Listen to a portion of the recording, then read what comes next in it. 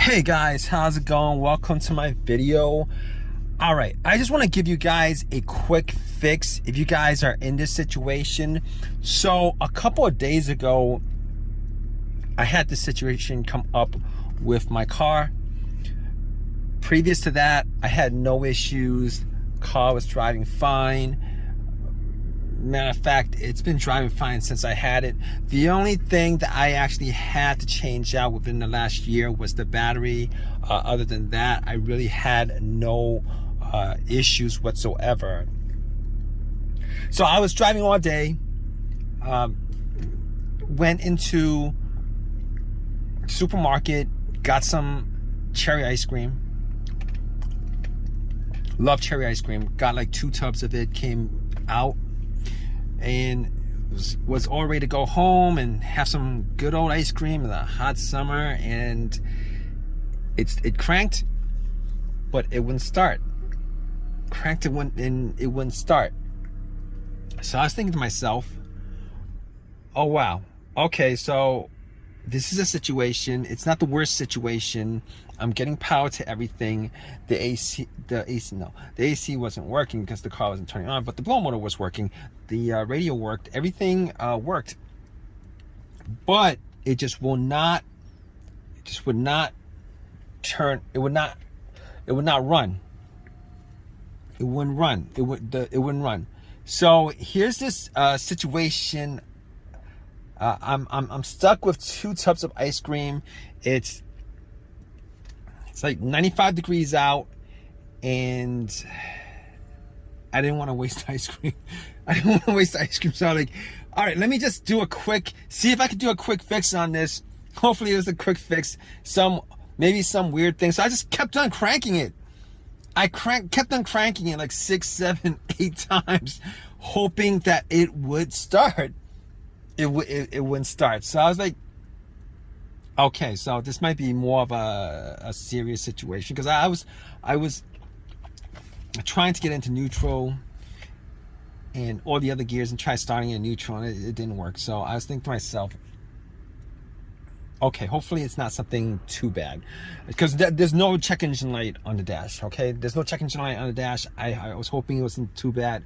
So and I specifically caught that there was no check engine light on the dash. Didn't see any kind of red check engine light on the dash. So I was like,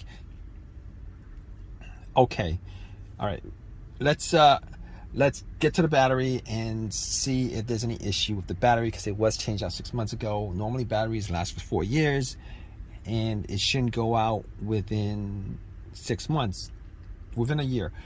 So I was thinking to myself, hopefully it's something that's kind of simple. Maybe there's a little corrosion on the terminals. Maybe it wasn't tightened. Maybe there was some play on the terminal. So I was like, okay, got to the battery and everything looked good. The terminal looked good.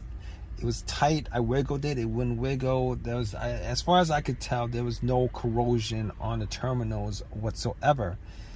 And I did also make sure to check the negative line that went to the frame, make sure it's connected, make sure it's no corrosion, etc. And I was like, okay. Now I couldn't be 100% sure that it wasn't the battery. All the cranks that I was hearing were strong cranks. Now normally if the battery's kind of weak, I would hear like a weak crank, but I cranked it up like 8 times, and every single time it seemed to be really strong. So I was like, let me check this out further. Maybe I'll just turn on the lights, the headlights, and see if it's bright. And the headlights were bright. So I was like, here's the problem.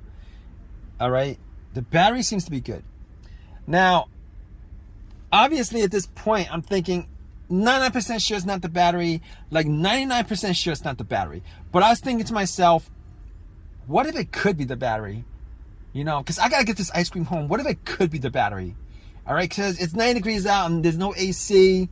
All the windows are down. Ice cream is melting. And I'm thinking to myself, all right, I do have a jumper pack. One of those no-codes that I got from Walmart. Like when I had that battery issue, about a year ago. So I hooked it up. It was 75% loaded. Turn on. Try to start the car. Same thing. Nothing. No. It was a crank. No start. Same strong crank. No start. So I at that point I ruled out the battery 100%. 100%. I ruled it out. So basically, I got back in my car, really hot, and I was thinking, I gotta throw out this ice cream. It's like, I'm like 15 minutes into this hot weather, got ice cream. It's gonna be melted within like 40 minutes. That's what I was thinking, all right? It was pretty soft, So I was like, maybe I should eat this ice cream. Maybe I just eat some of it and then throw some of it. But I'm getting off track right now. But I was thinking to myself, maybe it's the crankshaft, maybe it's the camshaft, maybe it's the mass airflow sensor, maybe it's any of those things with a sensor, and maybe it could be all those things. And I record to myself. You know what? There was no check engine light. I remember looking at the dash. For whatever reason. I remember looking at the dash and I didn't record a check engine light because I would have noticed it. All right. And if any of those components, the mass airflow sensor, the crankshaft, the camshaft, the throttle position, if any of those sensors, any of those sensors had any issues whatsoever, for the most part, like 99% of the time, if any of those sensors has issues, there's a good chance 99% of the time that the check engine light will illuminate or at least blink. Now, I didn't have an OBD2 scanner on me to scan it all the way through, so I don't know that 100% for a fact, but I know that I could probably rule out most of those things. So at that point, I was like, I was sitting in my car. It was hot. I was thinking about calling AAA, and at that point, I was like, let me just eat some ice cream. I ate some ice cream. I filled my stomach up, trying to figure out what could be the cause of it. It could be a bunch of things, but I was going through the most obvious things that it could be. It could be, after ruling out the battery, after ruling out all the sensors, because there was no check engine light, I was thinking, here's what's left. All right, the fuel pump relay, the fuel filter. It's either not getting fuel or it's something electrical, like a blown fuse or blown relay. Now, my next step was I went and checked the fuses and the relays. Now, all the fuses look good. I didn't have a fuse tester on me, but I looked at the fuse box just to make sure nothing looked like it was brownish or burnt or any of that nature, and none of it looked burnt. I didn't smell any kind of burnt coming from it. So I was like, maybe it's the fuel pump. It could be the fuel pump. Maybe it's the fuel pump relay. One of those things may have gone out. So I was thinking, I got back in my car. I actually tried to start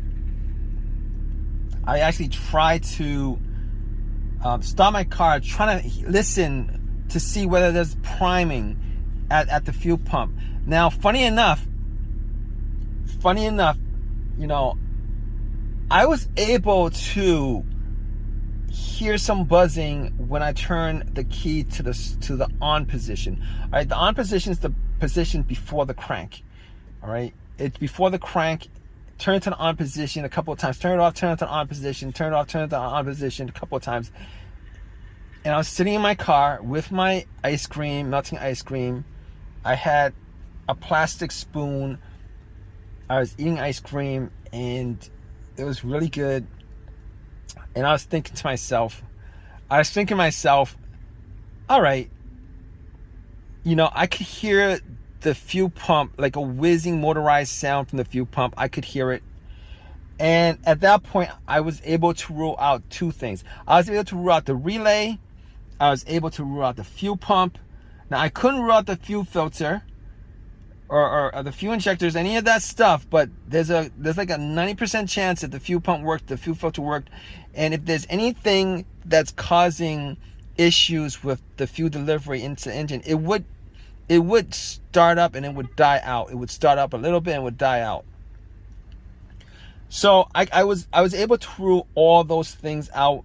The fuses. Now I didn't have any testers on me, so I wasn't 100% sure that it was any that it couldn't be any of those things. That wasn't like I would need to test it out to say it's 100% that any one of those components could be causing the crank no start issue.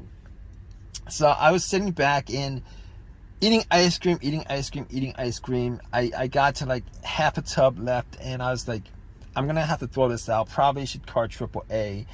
And then I had like a little bit of an epiphany. I was thinking to myself, you know what? I had this issue maybe 5 years 5 years ago on another vehicle.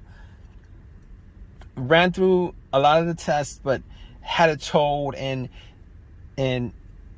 funny thing is, it turned out to be nothing more. I spent money on towing at that point, and it turned out that it was something that was pretty simple. It was something as simple as the key fob, or the key fob itself not being picked up or recognized by the car's computer, or it was the key fob battery. Now, I've never changed the key fob battery since I had this car, and I wasn't 100% sure whether it was the key fob battery that could be causing the situation, but there is a chance the key fob battery could be causing this situation, particularly if you rule out all the things that I ruled out. So at that point, I was thinking to myself, you know what? I'm gonna take the key fob battery out, because I can't tell 100% whether that's causing the issue. But I went back into the supermarket. All right, I took the battery out of the key fob itself, the remote, got a battery, popped it in, and I was crossing my fingers that it was something as simple as that, because I had no issues with the vehicle previous to that, except for changing out the battery. And guess what, guys? Once I got in and tried to start it, it cranked up. It cranked up immediately. It's cranked up ever since. I've had no issues whatsoever since. I've had no issues whatsoever since. It's as simple as that. So a lot of times, well, yeah, a lot of times, you know, it could be one of the components that I went through, but sometimes it could be that as simple as your key fob battery that's causing the issue. So if you guys are in this situation, I'm sure you guys are, if you guys are watching this and you guys want to rule out something that could be causing your crank no start situation, and you guys want a very, very, very quick fix, definitely try this out. Okay, take the key, especially if you guys haven't changed the key fob battery in a while, take the key fob battery out and go to your local, wherever it is, CVS, and any place that sells these little flat batteries, buy yourself one of these batteries, replace it, pop it in, and try to start it. If it starts up, then you're all in the clear. Now, obviously, if you guys are still having a crank no start situation, then that's another issue. But if you guys are in that situation, you guys could probably rule out this key fob, low key fob battery, or dead battery on your key fob situation, which is definitely worth it to do.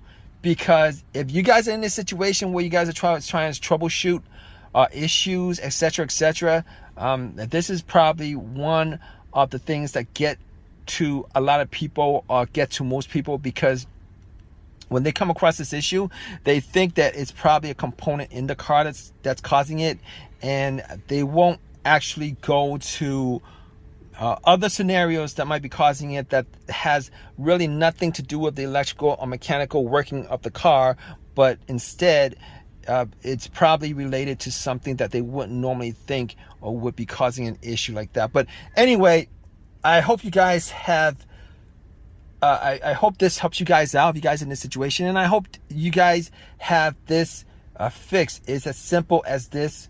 All right, if you guys have a comment, please definitely leave a comment in the comment section. Please subscribe, please give me a thumbs up, all that good stuff. All right, guys, take care.